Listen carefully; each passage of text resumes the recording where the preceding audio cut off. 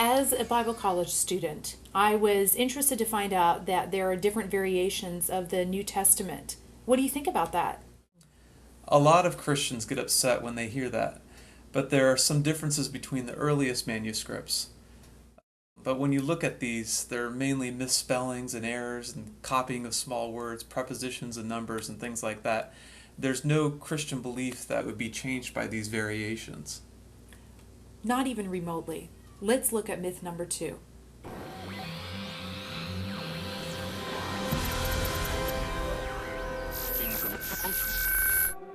There is no reliable evidence about who the authors actually were. It is pretty much agreed that they were not eyewitnesses. In fact, the Gospels were probably written 40 to 100 years after Jesus' death. Jennings is simply echoing a popular myth. Some of the theologians of the Jesus Seminar have suggested that writers pretending to be Matthew, Mark, Luke, and John took a historical person, Jesus of Nazareth, and invented a genealogy and added historical references as time went by, thus improving the authenticity of their story. There is no evidence that the earliest manuscripts of the Bible were altered to be more historic. In fact, there is proof that little of the New Testament has been altered. If we look at the early manuscripts of the New Testament, we find that there are some differences between variant manuscripts. But these are mainly small words, prepositions, and numbers. In addition, most modern translations make note of these differences in the form of footnotes. In fact, you could take all of the variant readings of the most reliable New Testament manuscripts and fit them all on one page. There is no major Christian doctrine that would be affected or changed by these small differences. Therefore, even with minor textual variations in the older manuscripts, Christians can still view Scripture as inerrant and inspired of God. What of the charge that historical references and stories surrounding Jesus' life were added later on? The fact is that the Jews recorded exact historical references, the best of all the ancient historians, because they believed that God was trying to teach them something through history. In keeping with this tradition, the writers of the Gospel sought to record accurate historical events surrounding the life of Christ. In Luke chapter 2, verse 1, we see that Jesus was born in the days of Cyrenius, the governor of Syria, and when Caesar Augustus was emperor. In Luke 3, chapter 1, we are given the exact year of the beginning of Jesus' ministry. Now in the 15th year of the reign of Tiberius Caesar, Pontius Pilate being governor of Judea, Herod being tetrarch of Galilee, his brother Philip tetrarch of Iturea and the region of Trachonitis, and Lysanias tetrarch of Abilene. These were the rulers of the surrounding countries of Judea in the first century. These are all true persons and places that may be corroborated in other recorded histories. So, Joel, what about this idea that the Gospels were written many years after Christ? Well, these higher critics face a huge problem here because in dating the New Testament in the 2nd century rather than the 1st, they just ignore the fact that there was a number of late 1st and 2nd century writers who quoted from the New Testament shortly after it was written.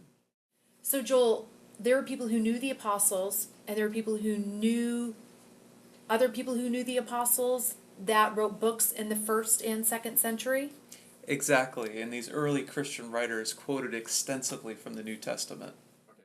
We have already seen that Christian writers named Clement of Rome, the writer of the Epistle of Barnabas, and Polycarp wrote about Jesus in the 1st century. The Didache, a 1st century catechism, quotes extensively from the New Testament.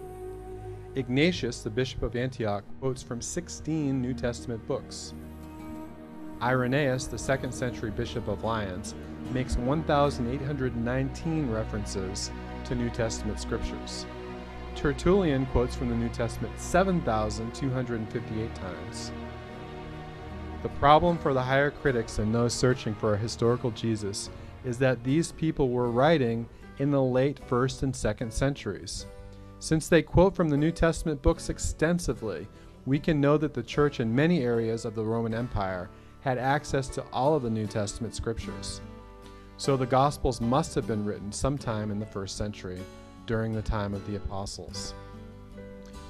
William Foxwell Albright, one of the world's foremost biblical archaeologists, said, In my opinion, every book of the New Testament was written by a baptized Jew between the 40s and 80s of the first century, and very probably sometime between AD 50 to 75.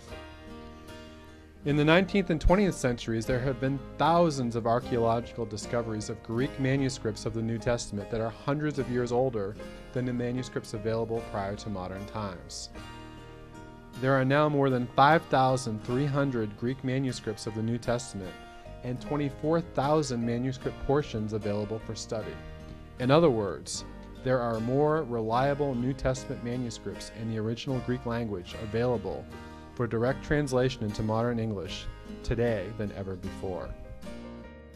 Sir Francis Kenyon, who was the director and principal librarian of the British Museum, states, "The last foundation for any doubt that the scriptures have come down to us substantially as they were written has now been removed. Both the authenticity and general integrity of the books of the New Testament may be regarded as finally established." So even at the end of the first century, the Christians who were around at that time already thought of what we know today as the New Testament as being Holy Scripture? Definitely. Wow.